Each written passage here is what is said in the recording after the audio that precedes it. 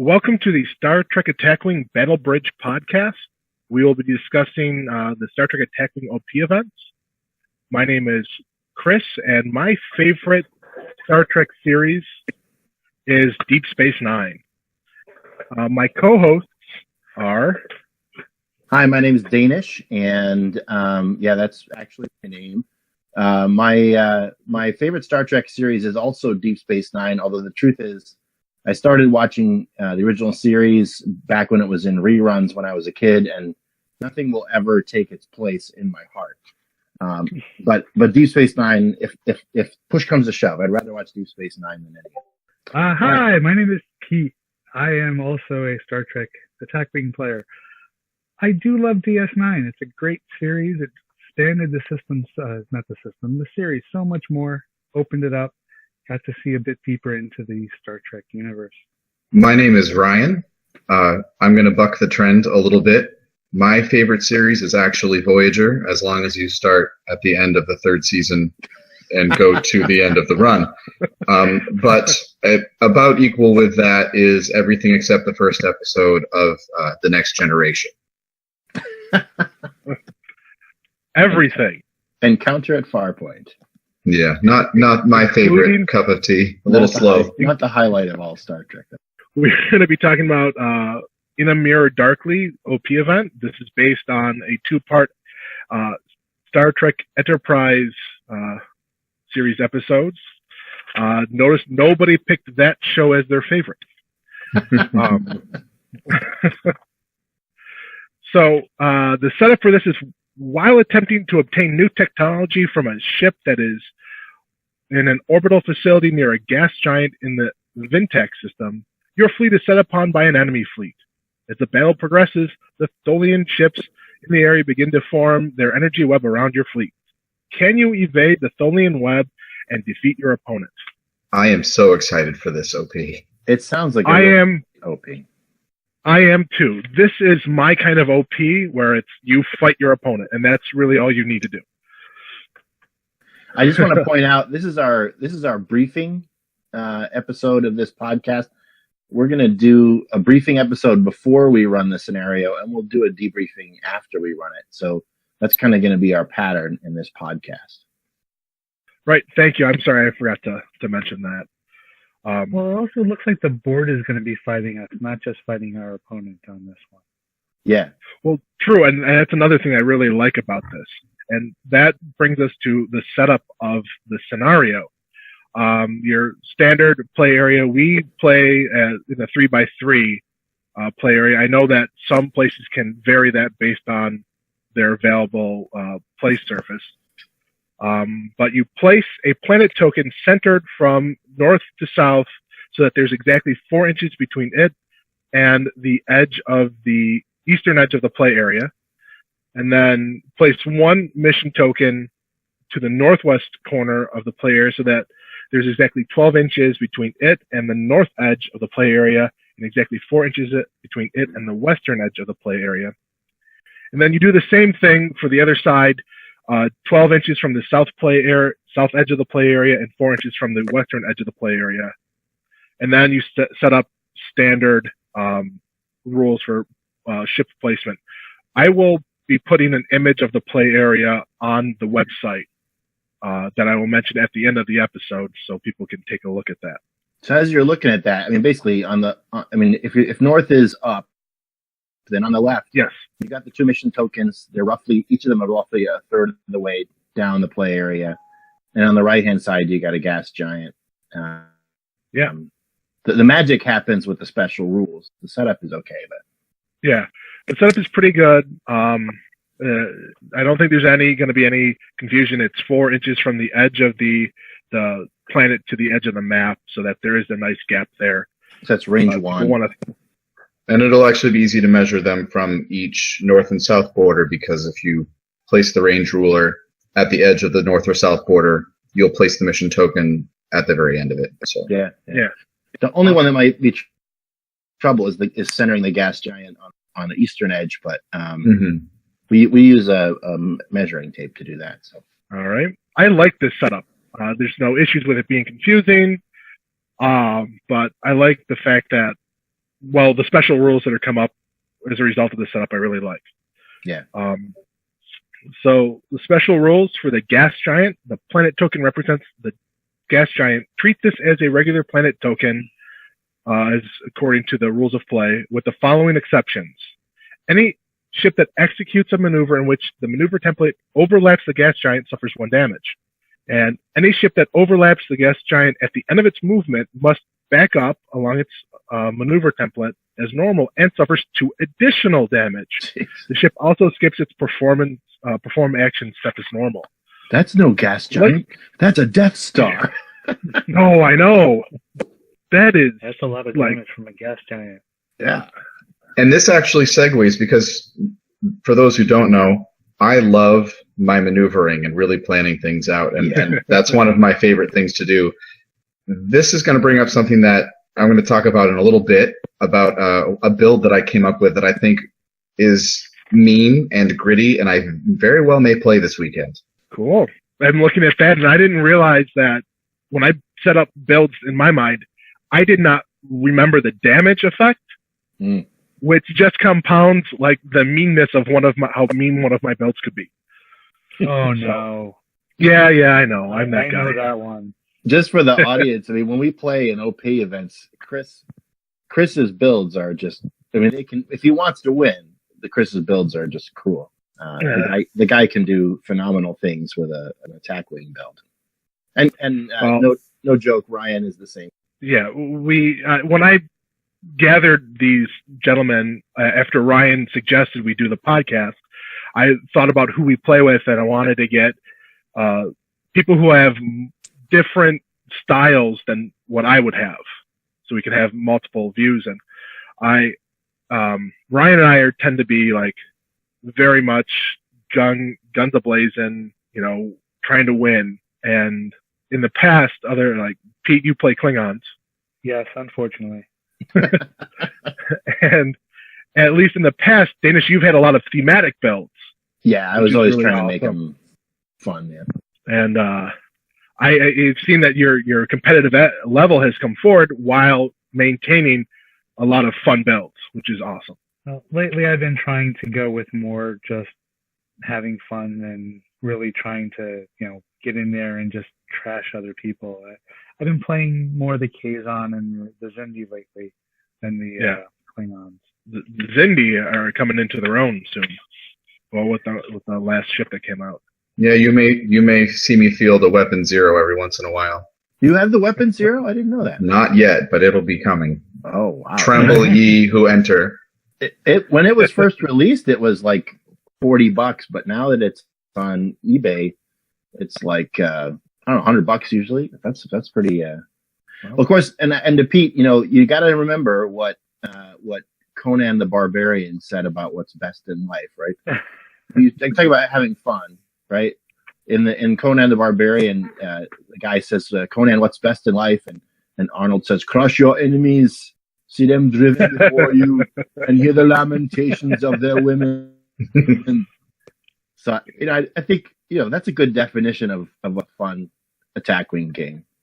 Oh, I see. Yeah, but it's not as much fun when you're the one being crushed. As I watch my opponent's eyes just go sad as I'm rolling like 10 attack dice at them. As they're thinking, why did I spend money on this OP? Yeah. Chris, why did you get me into this game? Sorry, exactly. Pete. That's the thing when I introduce new people to attack wing. I'm like, just, at OPs, expect to lose for like the first year, but you'll have a good time. Very true.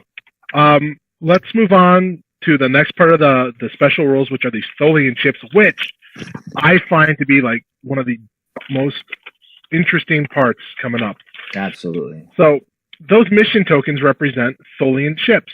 These tokens cannot attack or be attacked, cannot move or perform actions, and cannot be affected in any way.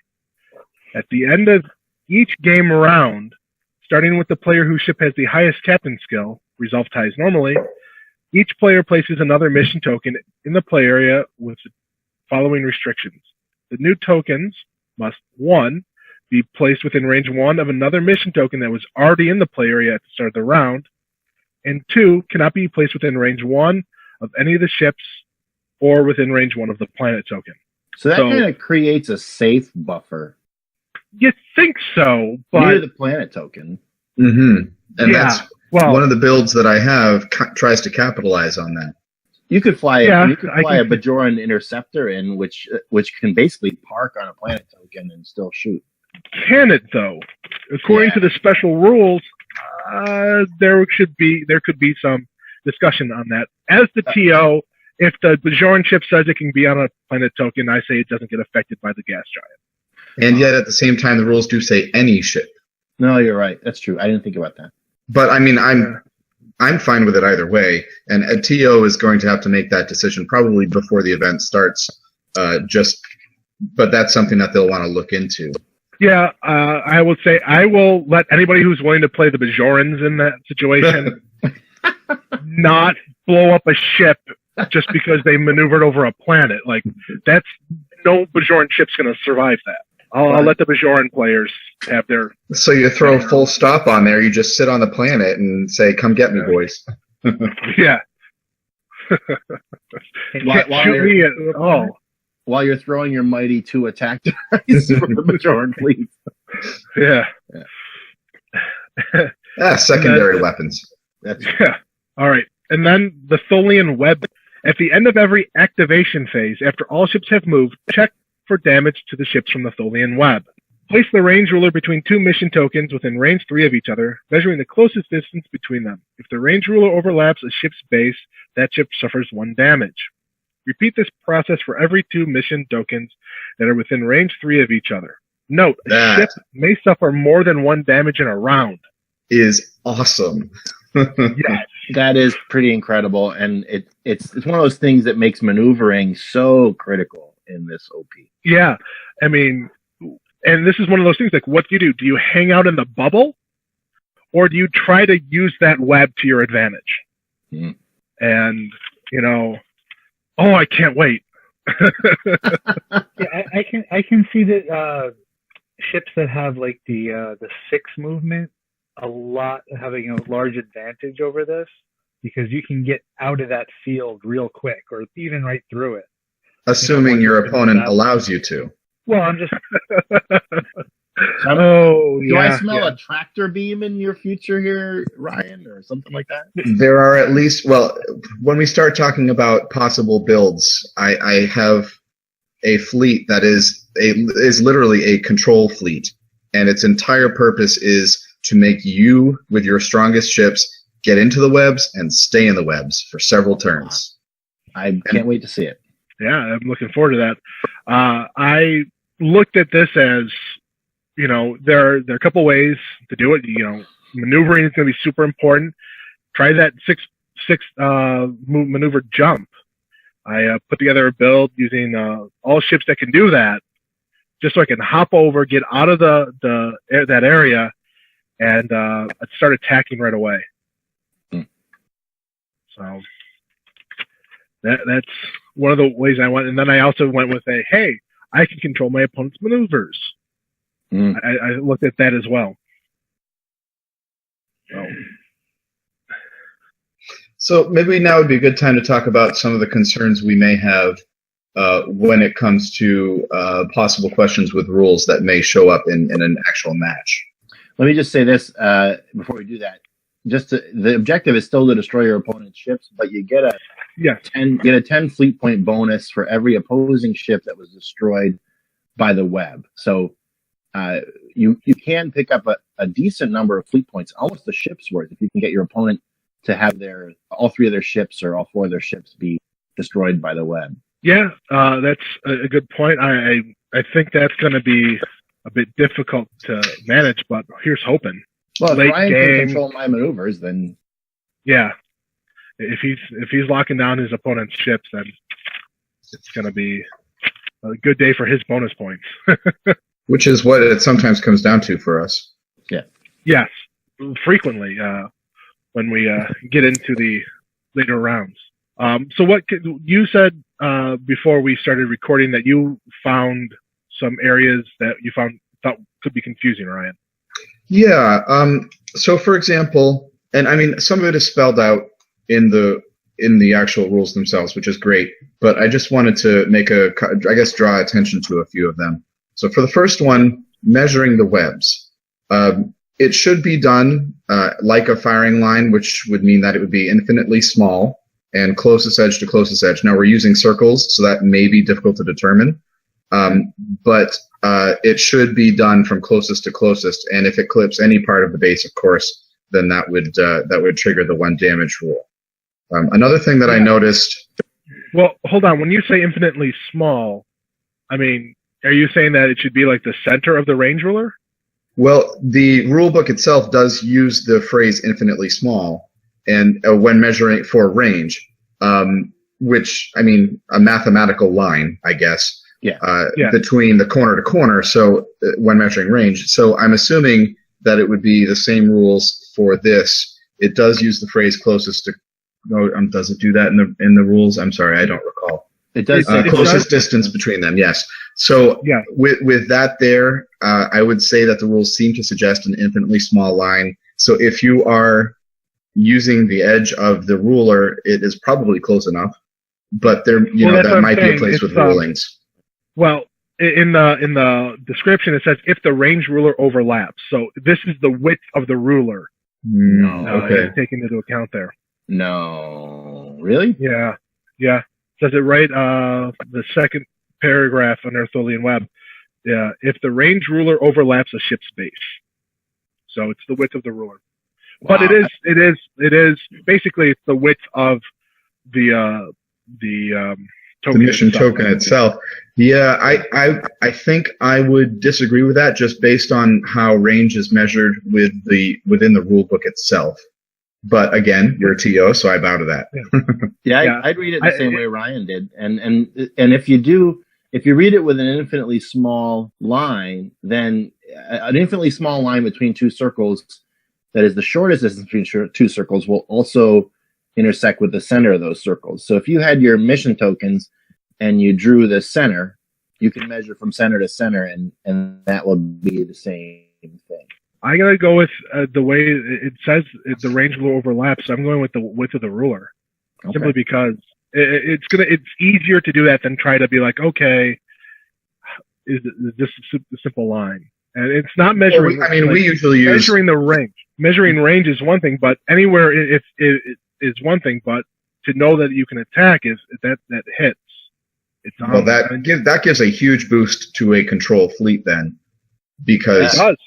Yeah, and wow, okay. So anyway, so that's one. TOs will probably want to think about that before the event. Helps out there. Another thing that I noticed when it comes to measuring the webs is when it actually happens. So, for example, I'm flying a cloaked ship and I land and I'm directly between two mission tokens. Obviously, if that's where I end my activation phase, I will be taking a damage. But if I sensor echo out as my action or free action, then I won't take that damage because it does specifically say at the end of the activation phase. Correct.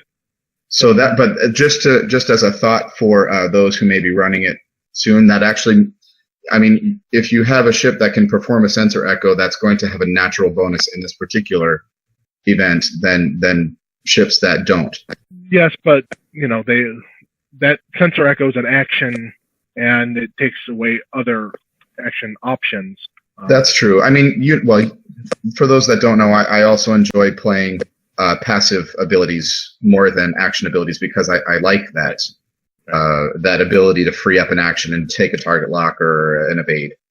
So one of the things we're pointing out is that the new mission tokens are placed at the end of the game round, and the web is measured at the end of the activation phase. It's very important to keep that straight. Yes, that's going to be critical to how you play the game. And if you're placing mission tokens at any other point than the end of the game round, it's going to be really tricky. And the same thing with the web. Yeah, I think that the vast separation between those two effects and when they occur is great because it kind of limits the amount of confusion that could happen. Yeah. This happens at the end. We get to do a whole bunch of stuff. We get to plan and move, and then see what happens. So my only other area that I really thought about was what happens if you land on a mission token. But with the ruling of width of range ruler, obviously the answer becomes pretty clear. But I guess my question would be, do you take an additional damage for landing on the mission token, or is it just the damage when compared to each of its, at that point, spokes? So I don't think you can land on a mission token because they are going to be considered ships. So you would hit it just like it was a ship and stop your movement. You would back up along your track. That makes That's sense. the way I look at it. Yes, I think you're right, Those and I are missed solely that. in ships. I would have you back up. And that way, because if you could land on that ship, if you were on top of it, you would take damage for every single line. Yeah, So that doesn't make sense to me. I would have you back up. that's what I noticed as things that TOs may want to consider before going into the event. I don't know if anyone else has any or not, though. No, I think those were all good points. I didn't see anything else. Like, I do like that you pointed out that cloaking and the sensor echo ability might be very advantageous. Makes me wish that we Especially could if you're use going up the against one the banks. Yeah. What did you Those say, are great. Pete? Well, I do like the scenario. It seems to be very straightforward. I mean, there have been some scenarios where they've had tricky wording in the rule set Yeah. from the beginning, so it's been, it was harder to realize exactly what was going on or even keep track of how the gameplay was supposed to be going. But yeah, this seems very straightforward. You place the token at the end of the round, you check to see if your ships are damaged or not, and then you move on. Can you guys foresee a situation in which a mission token is not able to be placed because of the placement of ships on the field? Oh, I think that would be very unusual because you can always place it Directly closer next to directly next to another Oh, one. yeah. Good point. Good So point. So it doesn't but have it to had be to be a certain distance from the other Stolian ships as well. it has to be within range one. within range one, not at least. Yeah, okay. Yeah. That makes sense. And the key point there is that the token that you place it close to has to have been there at the start of the round. So when your opponent places one, you can't place one in relationship to that. Gotcha. Okay. Think about this. I mean, think about let's say you're 2 turns in. At the end of 2 turns in this OP, you're going to have 6 tokens out there. Mm-hmm. Yeah. At the end of 3 turns, it'll be 8 tokens out there. At the end of 4 turns, it's going to be 10 tokens out there. A typical Star Trek Attack Wing game lasts about 5 or 6 rounds, maybe 7. But you're going to have a real huge It's going to be. quantity of these things. You're not going to want to be anywhere near that western side of the play area. Yeah. Well, I don't even know. I think that these webs could potentially spread out far further than just the western edge. I agree. Yeah, they could. But I'm just saying, you're starting off over there. A lot of them, I think, are going to start. You have to start off closer to that side, and then they'll spread out. And I think the concentration of damage would be done on that western side. Absolutely. But I think that the what's genius about this is that putting the gas giant on the other side means that there's danger on the other side. There's not. On one of the OP events, I can't remember which one it was. It was the one where the energy wave was moving across the playing area. You sort of had to set up on the far edge of the play area in order to be safe for the maximum number of turns. But you can't even do that here. The gas giant makes it really, really difficult to be on the east edge of the playing area as well. Yeah. Well, Which is a very nice segue to potential build ideas. Ryan, you seem to be really excited about your build. I have 2 that I put together. One of which is a control fleet, and another which is a glass cannon fleet, but also has some element of control in it, but in a passive way. And it's difficult to explain that without giving it away, so I don't want to do that yet. But I think that there are really going to be 4 different types of builds that could be successful here. I think the glass cannon, in order to beat the web layout, is going to probably be the best choice for this. I think that a close second, though, could be a regenerative fleet. Yes, I know English.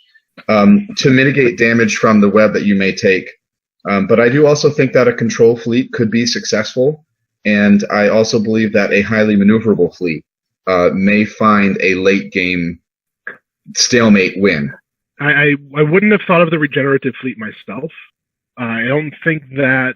I mean, with the web potentially dealing so much damage, most regeneration you can get one a turn. I don't think it'll hold up.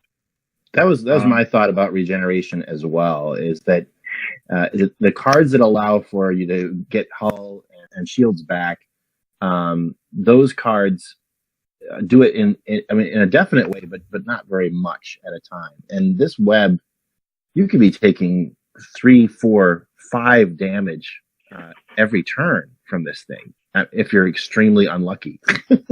Yes, or extremely controlled. Yeah. I do think that there are ways around it. I think I've come up with a couple of potential plans that could be modified by people that have more, ships or a wider variety of ships than I. But I'd love to hear a couple of ideas before I go through my list. I'd love to hear a couple of ideas of what you all came up with, what we all came up with. Oh, I am a Federation player at heart. I think, actually, the three of us play Federation more often than not. Mm-hmm. I definitely thought of fast ships jumping over as one of my build ideas, using Voyager, the Prometheus, and the generic version of the Scimitar, the Remen Warbird. Mm-hmm. Letting those ships just try to bypass the Tholian web completely and make my attacks right away. Captaining those up, I have Khan, Picard with the free actions, and Denatra to give bonus die to the Prometheus and Voyager. Voyager, to me, doesn't have enough sting in its attack to. Right. So you've got Khan on the Voyager, you got Picard on Prometheus, and Denatra on the Reman starship. Yes. Yeah. Okay. Bringing in Natasha Yar on Voyager to allow me to reroll some dice. And I throw in Jennifer Sisko on there to kind of stymie any of my opponent's plans right off the bat, whether it be defensive or trying to control me. So with Picard, I put Spock and secondary impulse reactor. I love crewman Spock because he allows me to get. I don't need battle stations. I can get the scan and get 2 effects. And then on the Remen Warbird, Nankless to get rid of any defense my opponent might have. Yeah, you and your Nankless, man. Nankless can be really wicked. Yeah. And you've got a secondary impulse reactor on the Prometheus, and the Prometheus has a backup maneuver, a reverse maneuver that's red. And the secondary impulse reactor means you could be doing that maneuver twice in a row. Yeah, I'll be honest. I needed one. I had 129 points. That's a 1-point upgrade. That's the reason why it's there. But it's not bad. It's not a bad upgrade for 1 point. It's useful, but it was not a tactical decision so much as I needed 1 more point. That's my idea for that was to jump over and attack and just get it done. And here's a good way to counter that. I am going to. I'm gonna bring up a very unpopular faction because I think that it actually could be very useful if you build your ship correctly. I am going to suppose that we could fly Box Marauder, a Ferengi ship. It doesn't have a very high attack, but we have ways to boost that. For example, if you do a maneuver of 3 or more, you get +1 attack. If you throw a Bach on there as an action, you can add an additional attack die, although you would be suffering a -1 to defense. But then, as I was saying before with mitigating damage, if you put Rom on there, his action is to repair 1 shield unless he's on a Ferengi ship, and then he can repair 2 shields in 1 turn, which is actually pretty huge. Yeah, it's really good. So here's what you do to control your enemy so that as you jump across the board, I say, you know what? No, you're not going to come 6 forward. You're going to take a right-hand turn and go straight into the webs. I'm going to put Thoughtmaker which I get to change your maneuver dial to whatever I like as long as we're at range 1, 2. And I'm going to put lure on there. So when you're not within range 1 or 3 of me, I can change the dial. I'm going to put both of them on this one ship so that I can really control your best ship. So that Remen Warbird, for example. I may just say, no, I want you to go straight into the webs and blow yourself up. Well, you got to be careful because lure, you can only choose green maneuvers. Yes, but and that's true. As long as I can take my thought maker and turn you toward it, then I keep you in the webs for an additional turn by using lure on the second action. And then in addition to that, I threw weapon ports on there so that if someone fields a squadron, I can try to trample them a little bit. And that's 43 points total. So you've got Bach on Bach's Marauder. Yes. Thought maker, lure, and weapon ports. Yes, sir. For 43 points? 43 points. Because Bach's Marauder is only 22. Well, I gotta remind you though that you're going up against a Jennifer Sisko, who could say you're not going to have access to the lure and thought maker. Which is why I'll also fly the Soong, the Borg Type 3 ship Soong, which I get a free of 8 if I go 5 straight to meet you. I put as the captain the Alpha Hirogen, which allows me to convert a blank to a hit, and with 6 native attack, that's pretty good. And then I put my faked messages on that ship so that I can control you a third turn, if I so like. Okay. Now that's only set to 1 straight, but still. Yes, and that's if I'm not within range 1 to 3. Correct. So I mean, you have lure and fake messages, which appear in my other build that can affect me at the start, but Thoughtmaker only affects within range 1 to 2, so that's a later turn maneuver control. But right. So really I would fly Soong. I'd probably fly Soong separate from the Marauder.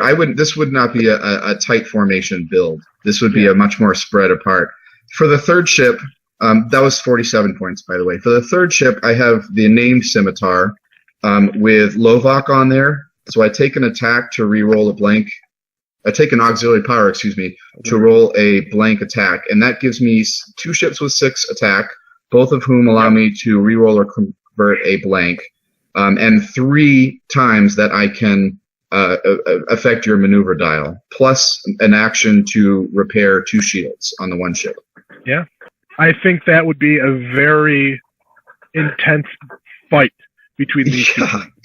And now the thing about these control fleets, though, and this is why I put them further down, is it's really a late game build. You need to have a really sustained web with a lot of chances that your maneuvers that you're going to change them to are going to put them somewhere in that web and keep them there. And I don't see it working out well initially. But if you can survive, maybe through expert maneuvering through to the late game, I think you would probably win with the webs killing your opponent's ships for you. I see that, and the issue is with the late game use of the maneuver controlling is those really you're gonna have a hard time targeting the ship because it's rare in the late game to be out of range 3. Yes and no. I mean, the Soong and in our games, it hasn't been that common. Yeah, I mean that's true. With both the Soong and the the Scimitar, they both have that 5 and 6 straight. So you would have a good chance of being able to get away from it and getting away from an enemy ship, even if they were pursuing you on your tail. So I mean, it's a dice roll, but if you play it well, if you can strategize like that 1 or 2 turns out, I think that you could win a game with it. Oh, definitely. My other build is a control build. I don't use the Ferengi Thoughtmaker. I did not feel like putting the points into Ferengi. Though I think your build, you did a great job with it. It's just I went with so I have the Enterprise A with Picard, faked messages, Admiral Hayden because I needed to spend a point, Crewman Spock, Chekhov, Sakona, and upgraded phasers and Type 8 phasers. So that's loaded up on that ship. And that's the ship that I'm going to be putting into the field. How many, 49 points. Yeah. 49. And then the Reliant with Riker, the one that gives you bonus to attack and defense. Lure, Dimitri Valtain and Natasha Yar. And then Type 8 phasers and upgraded phasers to boost its attack some more. So that's my control. I can get those two off. And then for my last ship, I have a generic NX-01 with Christopher Pike, Jennifer Sisko, Odo, and enhanced hull plating. Okay. So that's the ship you're and going improved phasers because I can. That's the one that's there to gank your opponents. You're using that ship to try to throw monkeys into your opponent's wrench. Yeah, definitely. That's probably the fleet I'm going to play. Pete, what are you thinking for a successful build for this? So, unfortunately, I usually go in, I sit down and go, hey, I got to build a fleet, and I build a fleet right during that day. So I don't normally give too much, thought beforehand. You guys are just like all in it. I'm not quite there yet. So I'm thinking to go with Zindi, especially if I can make the purchase during that day, because the new Zindi ship has some nice cards that I was looking at, and I thought it would be a nice mix to put into this ship. Not necessarily building specifically to go against this particular scenario, but just as, a nice ship mix. So that's what I was thinking. Although I could change it up. I don't know. Maybe I feel like playing Kazon when I sit down, but we'll see what happens. I do enjoy both. Pete just kind of likes to go with the flow there. I would love to play against the Zindi fleet. I'm not a fan of the Zindi because they come from a show I don't like, but they're really coming into their own with Maraudis coming out. And Danish, what are you thinking about for this for a build for this type of event? As I'm looking at this, I'm not really strong on the control aspect of things. I see it and I get it.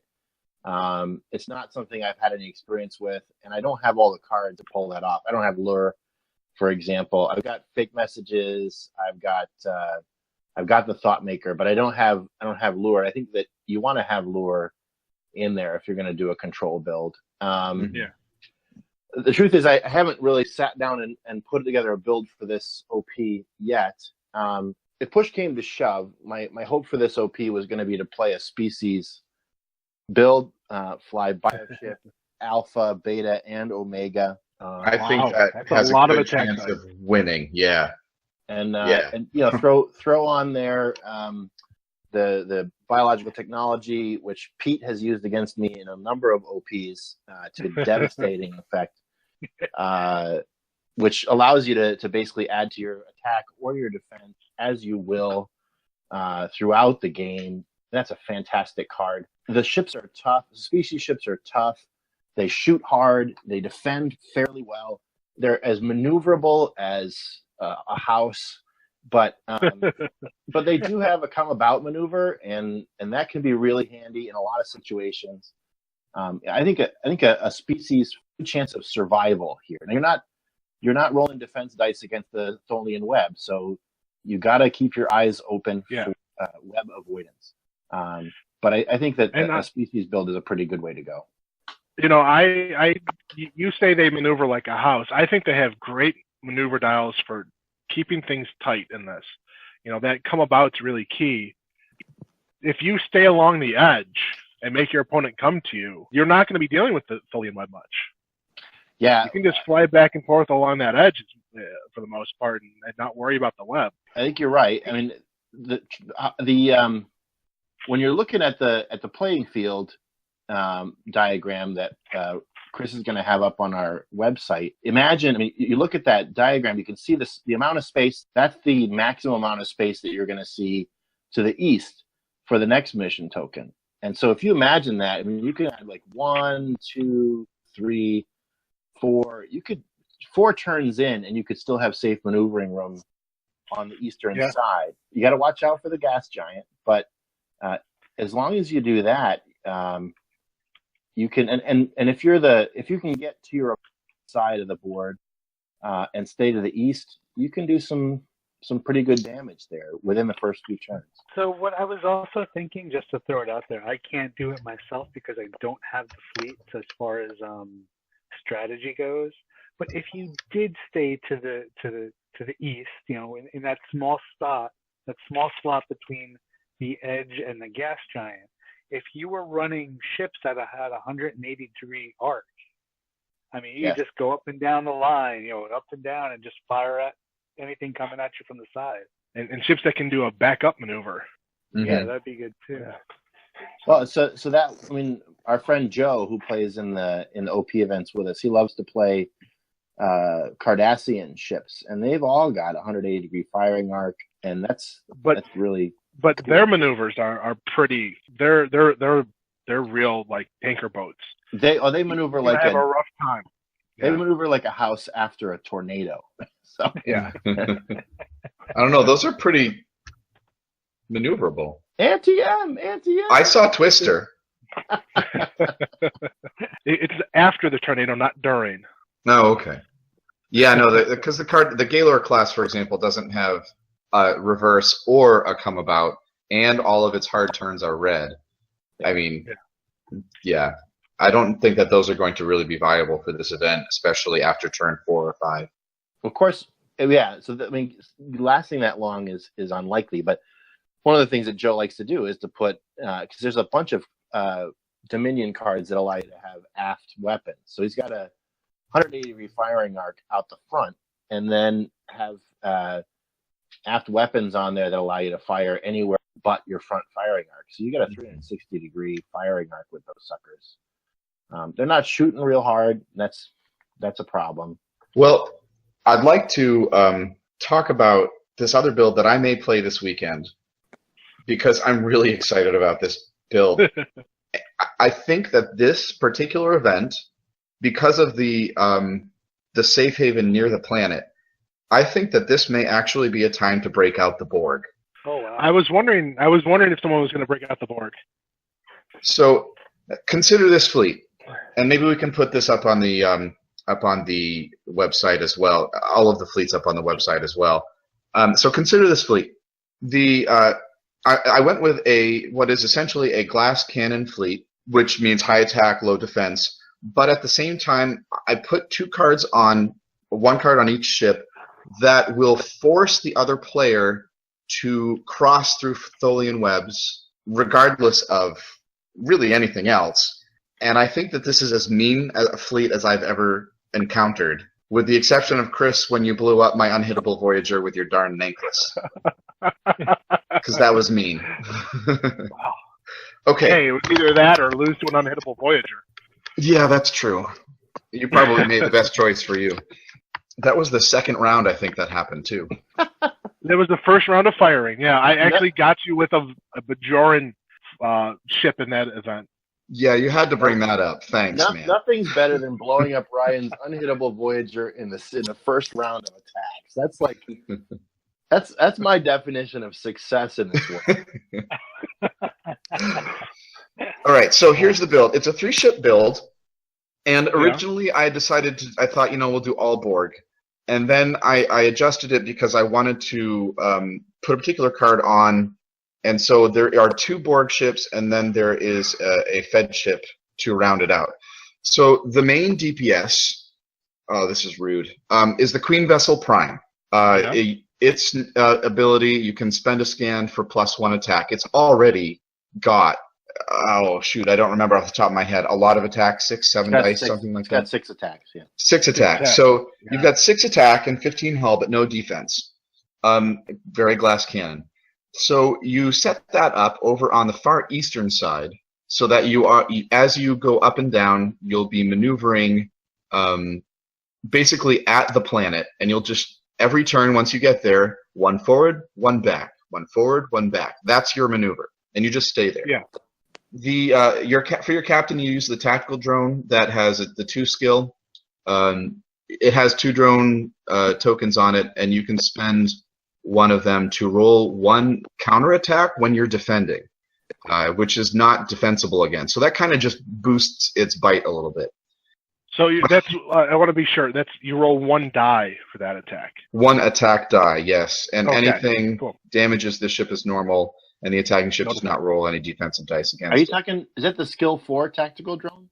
The skill 2 tactical skill drone 2 tactical. Okay. for a cost of 1. And then, and this is where it gets really mean. Suppose you're getting low on hull. You have no shields left. I mean, you can regenerate. Obviously, that is one of the reasons I thought that the Borg might be helpful in addition to its maneuvering so geometrically. I threw self-destruct sequence on there, which is an action. Now, it has a delayed turn, so this could come back and hurt you. But basically, you blow up your own ship, and you roll against every ship at range 1 to 3. Range 1 to 3 is huge if you're talking about So and its attack dice value is the primary hull value. So you're talking 8 attack, and they cannot be defended against unless the opposing ship has a scan. Wow. And that's only. This is one of the most overpowered cards and underutilized cards, I think. But because of the constricted movement of the webs, there is no reason not to fly this card.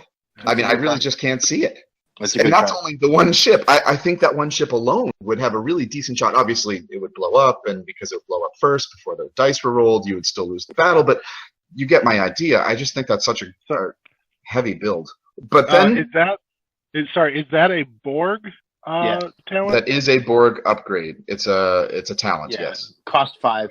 It's a cost 5 tech actually. It's not a tech. Excuse me, not talent. Yes, T for tech, not talent. Okay, so that's ship 1. That obviously has a lot of bite, and then it has a lot of bite at the end. But that's only going to be one of them, one of the ships. The second ship would be the Avatar of Tomed, the Borg dual faction. Yeah. And as your captain, you put on the tactical drone with the 5 skill. For this, his ability is you spend 1 token to force the attacker to roll -1 attack. So there's a little bit of help there. For those that haven't crunched the numbers yet, it's easier to hit someone than it is to defend. There are more spots on the die that are a hit or crit than there are an evade on a defensive die. So that actually immediately will boost it better than giving yourself 1 extra defensive roll. And then, and this is where it gets a little mean, you throw cloaked mines on there. Those cloaked mines are going to restrict your opponent from being able to enter at range 1 anywhere, wherever they're dropped. Yes. In addition, you put the Borg Transwarp Conduit. Now, Transwarp Conduit allows you to remove your ship from the play area and place it anywhere you like, not at range 1 to 3 of an opponent.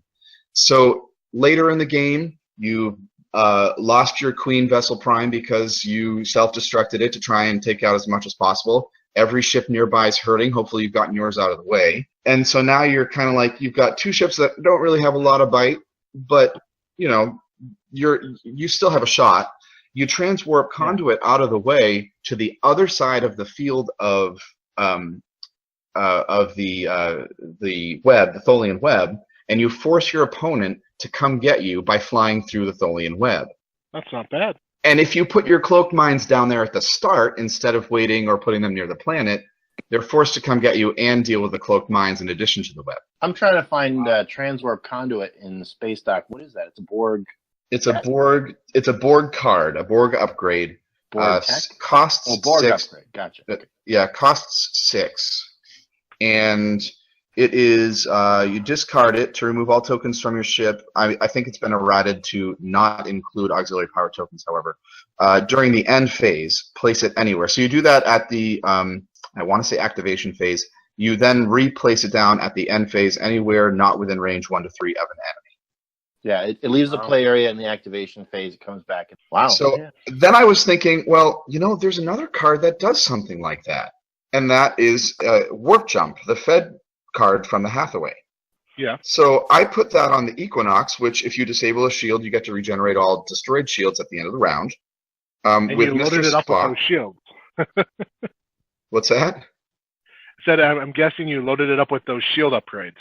I actually did not do that on this one because I wanted to take a free target lock every turn so that I can use quantum torpedoes every turn. So I took Mr. Spock with the quantum torpedoes, which those are the ones that cost 6. You roll 5 dice, but if you hit the ship at all, if there's an uncanceled hit or crit, you add 1 hit to the result. And then I threw Warp Jump on it. So now you're chasing me across the field 2 times, going through all of everything. And this fleet you may see on Saturday. That's a creative build. That's a creative build. Yeah. I do think that I think that Ryan's control build could take care of Ryan's Borg build, but but I'm not playing myself, thankfully. Yeah. I would probably lose anyways. I mean, that's going to be a rough one, and if we don't, as happens frequently, play in the first round, I am sure I will be seeing Ryan after he decimates all of his opponents. Well, Borg have some problems against species, so maybe if I'm running the species, I would be very worried about that. That's a good way to outborg the Borg.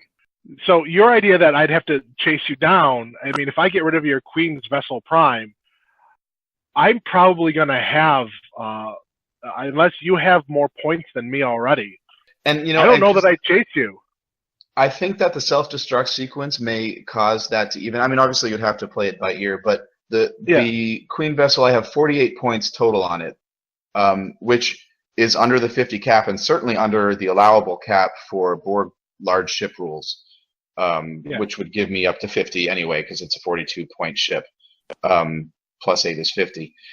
So I don't know, but I have a feeling if you're trying to destroy the Queen Vessel Prime, you'll probably have at least 2 of your 3 ships in the area, and that I would have a decent chance of, if not destroying after I've already attacked you with the Queen Vessel itself, I would have a pretty good chance of destroying you with the self-destruct sequence, which may even give me more. And that's one of the things I was thinking about with that. It's like, man, that's just 48 points I just gave them.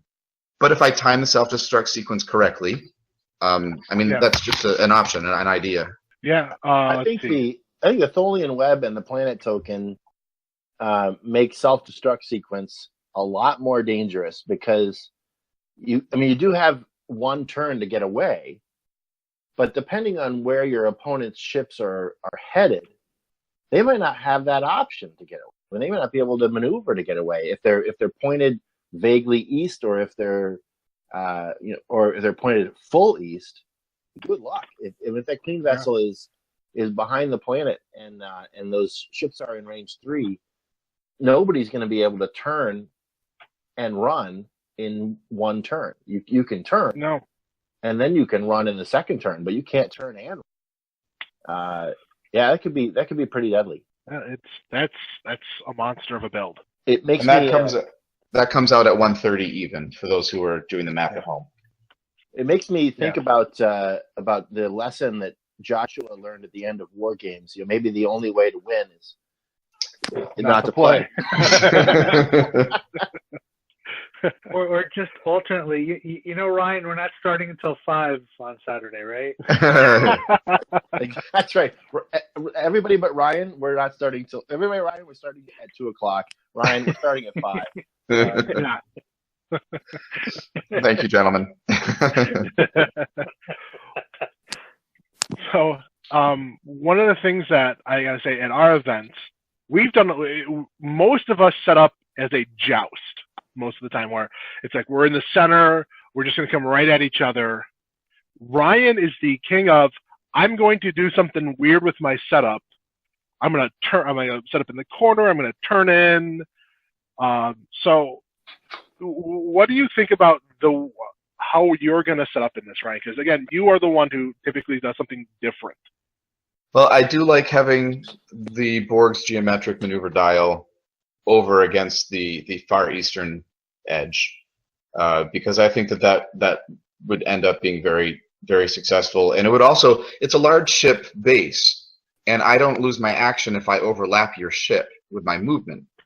So there's no reason for me not to do that and just kind of hang out there and let you come to me.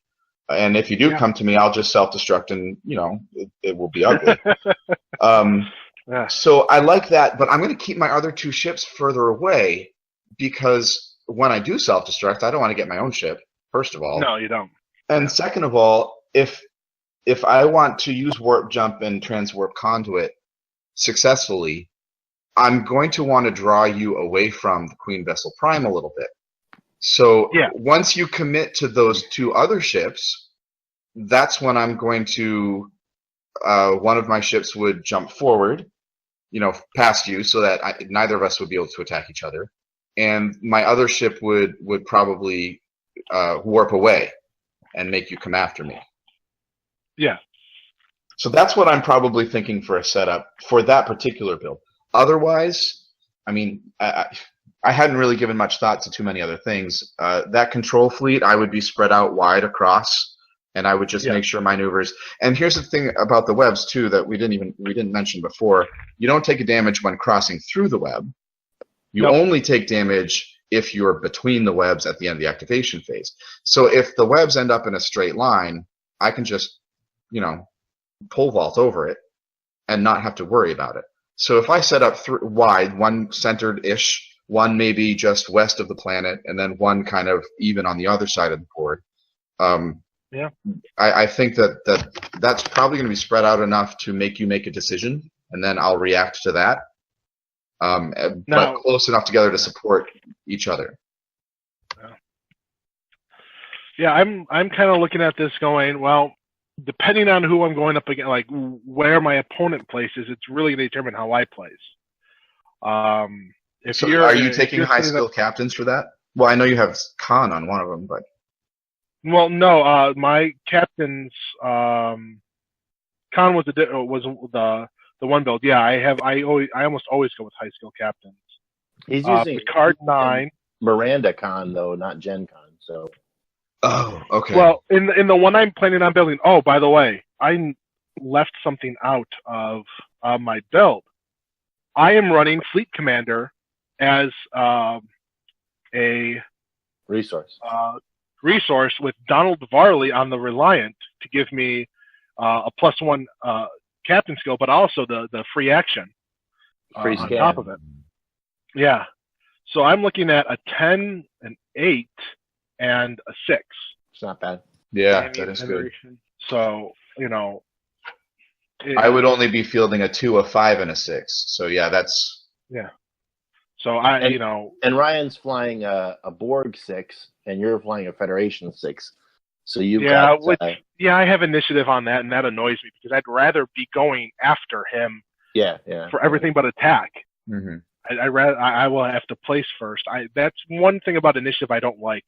It's that initiative should be the better choice in each round. Although it's simpler to say that it always goes first. The person who has initiative should have the advantage in each round or each phase, in my mind. Yeah, and I agree with you. I think that they probably chose it for the thematic reason of if I have initiative, that means that my reflexes are faster, so I move first, kind of thing. It's probably what they were thinking when they wrote the rules. Well, I think we've done a great job of covering this event. I am so excited for this event. It's going to be just a drag out battle. There's no like go get mission tokens, go do something on the side that distracts from like fighting, because that's why I play this game. So I'm really excited. It is Star Trek Attack Wing, not Star Trek, Peace Wing. Yeah. It's not Star Trek Diplomatic Corps. Exactly. And none of us said we liked The Next Generation the best. Let's talk about it. I want to point out there's been some big news in the Attack Wing world. Before we end the show, they just put out a press release this week, actually 2 days ago, saying that they're going to be doing some new stuff. They've got card packs coming out and faction packs. Card packs are going to be cards, token sheets, and dial connectors for new ships, but ships that already have models out there that you probably own a few models of that you want, but it's representing new ships, oftentimes with new cards, new tokens. There'll also be reworded versions of existing cards. The card packs are going to be cheaper than buying an expansion pack, and they'll also let you know which model you need to buy. The faction packs are going to have cards, tokens, token sheets, dial connectors, everything, all the stuff for 4 ships, all in the same faction. And many of the cards, many of the tokens in the faction packs are going to be brand new. You'll be able to field a never-before-seen fleet right out of the box. The thing that really makes me astonished by this is that the faction packs are basically going to be, for roughly the cost of 2 ships, you're going to be getting 4 brand new ships. I think that's the exciting part for me.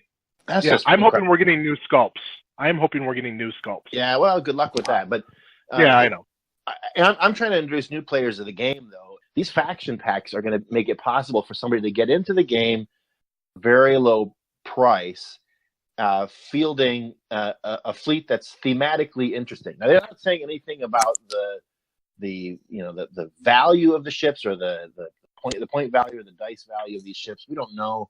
Now, the fleet's not going to include 4 killer ships, is my guess. No. But 4 ships from the same faction with cards that you can swap between vessels at basically, I'm going to guess it's somewhere around $30 to field 4 ships. I think that's a phenomenal value. I'm looking forward to seeing those at our friendly local gaming store, Dragon's Den. They're going to be hitting the stores in early fall. The faction packs, the card packs are going to be this summer. I think these are 2 excellent pieces of news in the Attack Wing world. The last piece of news in the Attack Wing world that I'm also looking forward to is Unpainted Miniatures. They're going to be releasing pre-primed miniatures of existing sculpts, and with their ship bases and ship pegs and actually some decals as well, which is kind of interesting. And it's there for you to paint. But I think that the real value of this, I think it'll be cheaper than buying an expansion pack. But I think that the real value of these things is, let's say you buy a Voyager and you have the named ship and you have the unnamed generic ship, but you've only got one Voyager model. If you want to run them both in the same fleet, you need another model. And in our OP events, Chris is our TO, and he is very gracious to allow us to use non-matching models to fly the ships as long as you have the cards. Sometimes giant models that you've made and fit on bases. Exactly. I love to build the 350 scale ships and fly them in as if they're enormous enterprises and stuff. But this is going to let me use my Constitution refit and another Constitution refit, even though I've only got one model, or I can use 2 Defiants, even though I've got only one Defiant model. I was going to say it will let me use 2 Diderodexes, but I think everybody who plays this game has about 80 Diderodexes in their attack. It's still not enough.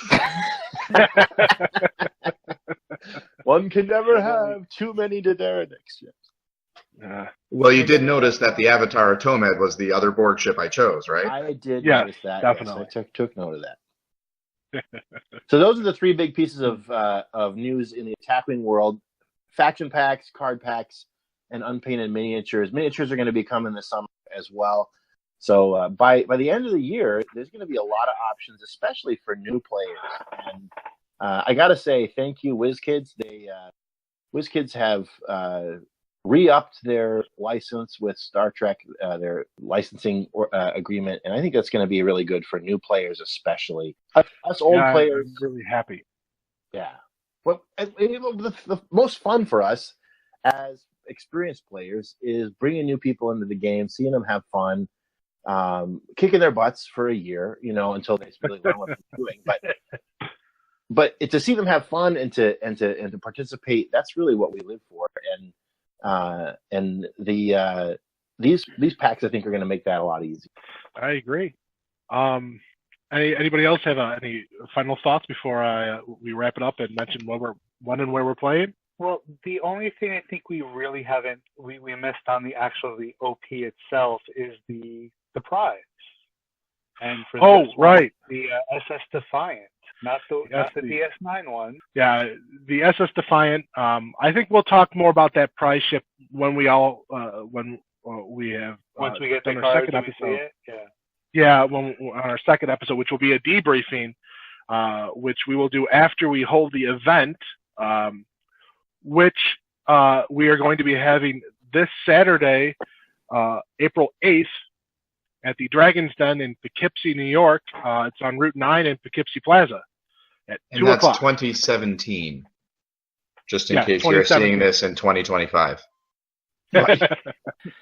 Well, when they build the Battle Bridge Museum, because of how popular our podcast is going to become, that's where day people are going to be. Date is going to be important. Yeah, exactly.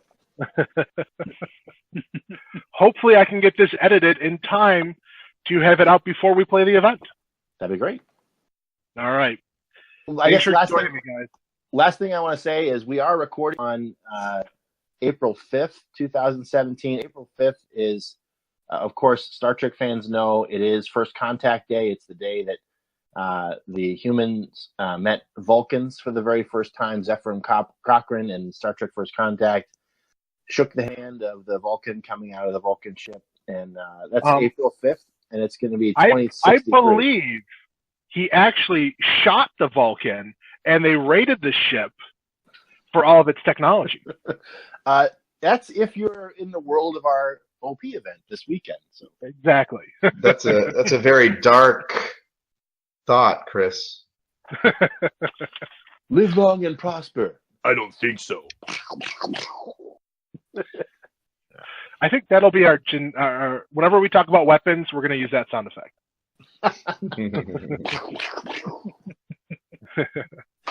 All right, gentlemen, thanks for joining, and to our tens of listeners, I'm sure. Thanks for listening. There are dozens of us. Thanks for joining us. Thanks for listening. Let us know and send us some comments. Let us know if there's anything you'd like to see in our podcast that you didn't see this time. Let us know how we're doing, especially if you like us. If you don't like us, send your emails to WizKids, and we'll be happy to have them do it. And don't forget to vote in our very special poll where each week you vote one of us. Oh wait, no, that's the wrong podcast. Sorry, never mind. Sorry. Every week we'll have the audience vote, and one of us will be voting for the island. How's that? It'll be sort of a crossover between Survivor and do send us your fleet ideas. What ended up going well at your OP event, and what do you think would do well in this particular OP? Because we play against each other, so we kind of anticipate each other's strategies, but there are so many different strategies out there that are done at the different venues that I'd really love to hear what you put together. Tell Absolutely. us. Yeah, it'd be awesome. Indeed. Once again, thank you for listening. This is Star Trek Attack Wing Battle Bridge podcast. Our website is sites.google.com/view/K2podcasts/K2. And you can email us at stawbattlebridge@gmail.com.